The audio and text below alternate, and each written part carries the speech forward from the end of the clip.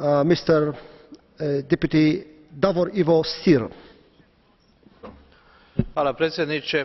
Prije nešto manje od 4 godine Južni Sudan i njezini građani dobili su nezavisnost i tada su mnogi popularno nazvani izgubljeni dječaci Sudana, to jest generacije koje su bile otimane, odvajane od roditelja te regrutirane u vojne svrhe, te deseci tisuća koji su pobjegli iz zemlje, odlučili su se vratiti u Južni Sudan jer su željeli graditi bolju budućnost svoje države.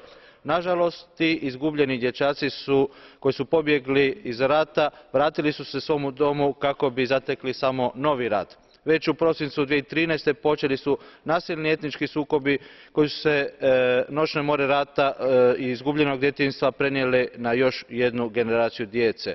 Prema UNICEF-u samo prošle godine diljem te zemlje korišteno je oko 12.000 djece vojnika koji su regrutirani na obje strane.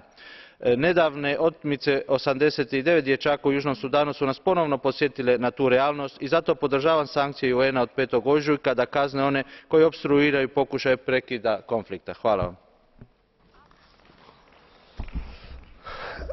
Hvala.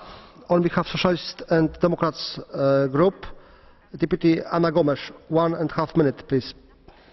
O rapto e recrutamento de crianças para combater nas forças armadas do governo e da oposição no sul do Sudão, em guerra que se arrasta há mais de um ano, com sucessivos acordos de paz falhados,